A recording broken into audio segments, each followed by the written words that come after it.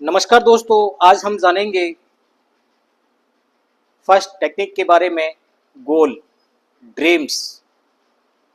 दोस्तों, direct selling ही नहीं, दुनिया में किसी भी वर्क को फिनिशिंग लाइन तक ले जाने के लिए या किसी भी कार्य को पूर्ण करने के लिए लक्ष्य का होना बहुत ही अति आवश्यक है। जिसका कोई लक्ष्य निर्धारित नहीं होता वो व्यक्ति भटक जाता है, उसको पता ही नहीं कि हमें जाना कहाँ है।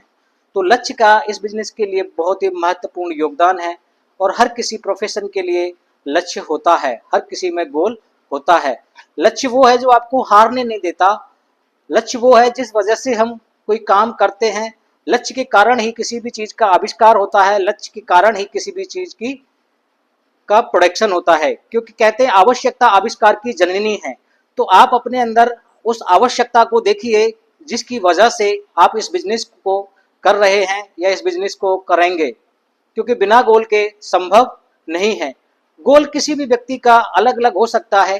किसी व्यक्ति का गोल हो सकता है कि मेरे लिए पार्ट टाइम इनकम का एक स्रोत जनरेट हो जाए। कोई व्यक्ति सोचता है कि मैं नौकरी से छुटकारा पा लूं और अपना एक बिजनेस खड़ा कर लूं। कोई व्यक्ति चाहता है कि मैं देश विदेश का टूर कर लूं यहाँ से। कोई व्यक्ति चाहता है कि मैं अपना लाइफ को लग्जरी कर लूं। कोई व्यक्ति लोगों का भला करना चाहता है। कोई व्यक्ति फेमस होना चाहता है। हर किसी का अपना अलग अलग लक्ष्य हो सकता है।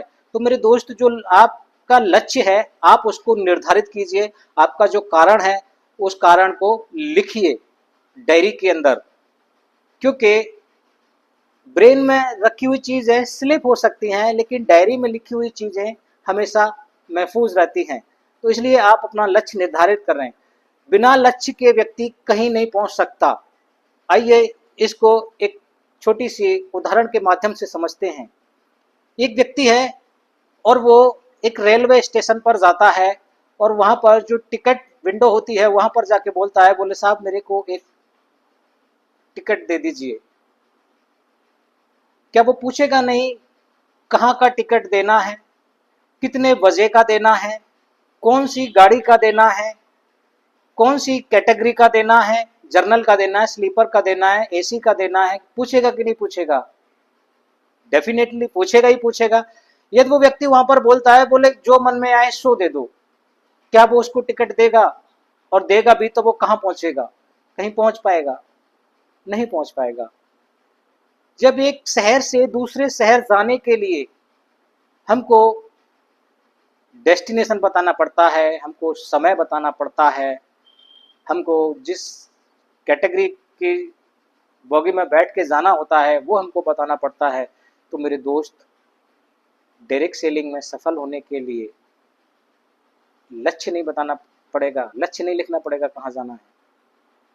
तो यहाँ भी लक्ष्य का उतना ही महत्वपूर्ण योगदान है। कहीं पहुँचना है तो लक्ष्य बहुत पूर्ण भूमिका निभाता है। इसलिए अपना लक्ष्य निर्धारित करके और उसको डायरी पर नोट डाउन करें कि मुझको यहाँ जाना है।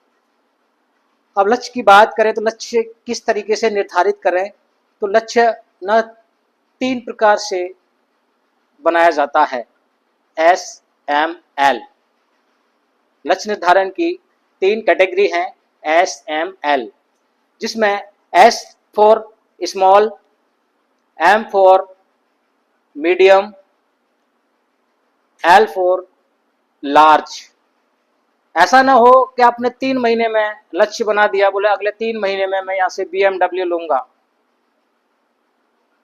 फिर वो संभव नहीं हो पाएगा, पॉसिबल नहीं हो पाएगा, फिर आप डिमोटिवेट हो जाएंगे तो प्रॉब्लम होगी। तो लक्ष्य 3 प्रकार से बनाया जाता है। तो लक्ष्य को सीक्वेंस वाइज बनाएं, लक्ष्य को इतना कॉम्प्लिकेटेड ना बनाएं, लक्ष्य को ना आप सिस्टमेटिकली बनाएं।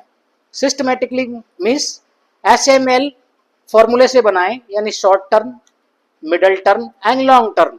शॉर्ट टर्म की मैं बात करूं तो शॉर्ट टर्म में आपका जो लक्ष्य है वो 3 से 6 महीने के लिए अपना आप लक्ष्य निर्धारित कर सकते हैं कि मैं इस बिजनेस से 3 से 6 महीने में ये अचीव करूंगा। किसी का मोबाइल का हो सकता है, LED का हो सकता है, ब्रांडेड कपड़ों का हो सकता है, किसी रेस्टोरेंट में अपने फैमिली को लेके, किसी 5 स्टार रेस्टोरेंट में फैमिली को ले जाके वहाँ पर एंजॉय करने का हो सकता है, अपने बच्चों के लिए बहुत अच्छे खिलौनों का हो सकता है, कोई लैपटॉप का हो सकता है, किसी बाइक का हो सकता है। तो आप 3 से 6 महीने में एक शॉर्ट टर्म गोल अपनी डायरी पे नोट डाउन करें। उसके बाद बात आती है मिडल टर्म गोल की। तो ये जो गोल होता है 1 से 2 साल का समय इसको दीजिए कि मैं अगले 1 से 2 साल में इस बिजनेस से ये अचीव करूंगा। उसमें आपका कोई बढ़िया लग्जरी बाइक का हो सकता है, किसी कार का हो सकता है, कहीं वेकेशन का हो सकता है, बाहर छुट्टियां मनाने जाने का हो सकता है, अपनी वाइफ के लिए, अपना सिस्टर के लिए, अपनी मदर के लिए किसी ज्वेलरी का हो सकता है, और एक कोई छोटा मोटा अपना घर बनाने का भी हो सकता है। 1 से 2 साल का जो लक्ष्य है वो आपका मिडिल टर्म में आता है और उसमें इस तरीके के आपके टारगेट आते हैं।